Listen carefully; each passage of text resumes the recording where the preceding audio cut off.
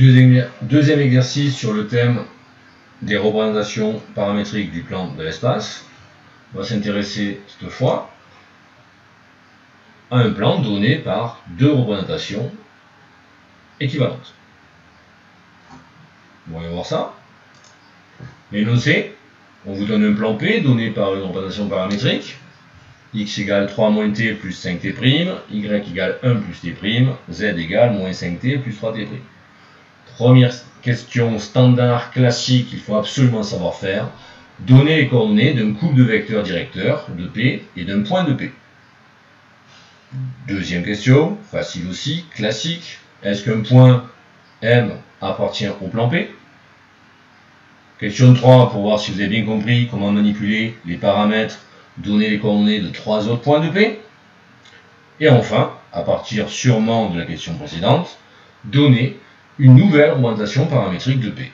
On appellera dans ce cas-là cette représentation comme étant une représentation équivalente à la précédente.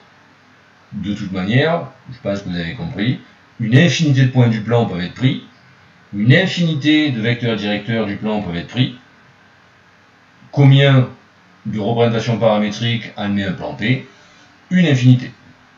Allez, pause, faites-moi cet exercice-là, on se retrouve après. Correction donc, intéressons-nous à la représentation paramétrique du plan P. Pour trouver un point, le plus simple, c'est de prendre t égale 0 et t' égale 0. Sachant qu'on a le choix parmi tous les réels pour t et t', prenez ces deux valeurs égales à 0 et vous aurez un point très facilement. Il suffit en fait de lire les constantes. On trouve ainsi que le point P passe par le plan, le plan P passe par le point ou contient le point A de coordonnées 3, 1, 0. C'est ce qu'on obtient en remplaçant t et t' par 0 dans les deux équations. Mais on peut très bien prendre n'importe quelle valeur du paramètre. On verra ça dans la question 3. Quant au vecteur, même chose, il suffit de lire les coefficients de t et t', si on a bien compris comment a été écrite une représentation paramétrique de plan. On voit que les coefficients de t, par exemple, sont moins 1 dans la première équation, 0 dans la deuxième, puisqu'il n'y a pas de t, et moins 5 dans la deuxième. On peut donc proposer comme vecteur directeur le vecteur u de coordonnées moins 1, 0, moins 5. Je n'ai pas fait d'erreur, je l'ai bien appelé u'. Vous allez comprendre pourquoi, j'y suis pas longtemps et j'aimerais bien même que vous y ayez déjà compris. Pour le deuxième vecteur, il suffit de regarder les coefficients du deuxième paramètre, ici t'. On lit 5 dans la première équation, 1 dans la deuxième équation, et 3 dans la dernière. On pourra donc proposer les vecteurs v en deuxième vecteur directeur, le vecteur v de coordonnées 5, 1, 3.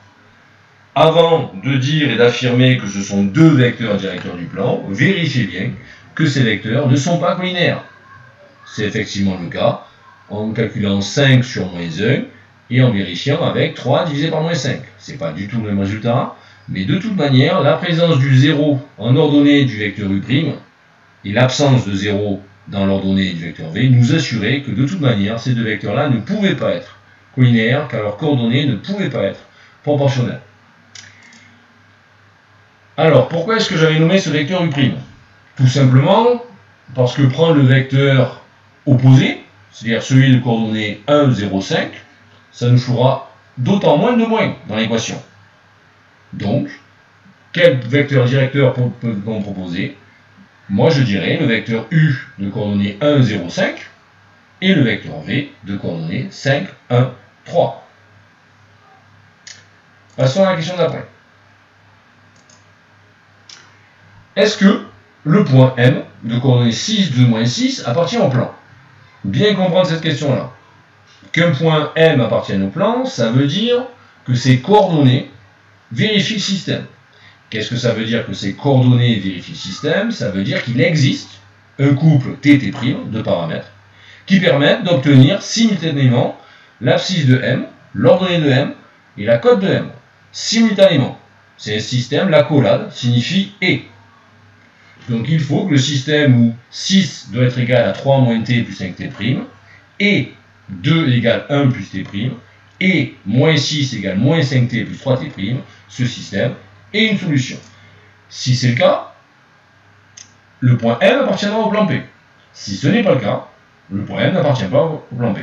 Exactement comme pour la droite, si ce n'est qu'on a un paramètre en plus. Donc là, je suis d'accord avec vous, c'est 3 équations et 2 inconnues.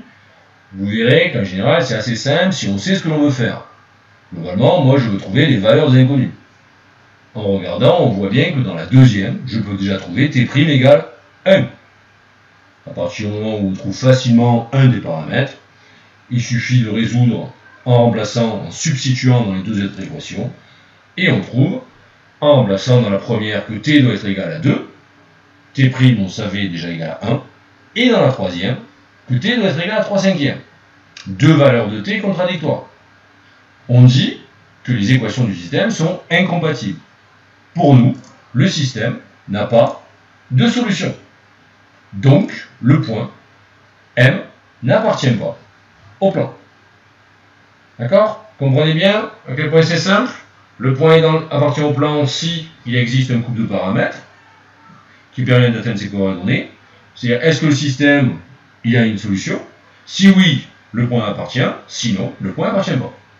Ici, on voit bien que c'est pas possible. Troisième question, plus facile, trouver 3 points. En fait, simplement, comment on reformulerait cette question-là? Ça veut dire, faites varier t et t'. Prenez des valeurs intelligentes. La première qui me semble être la plus simple, c'est reprendre t égale 0 et t' égale 0.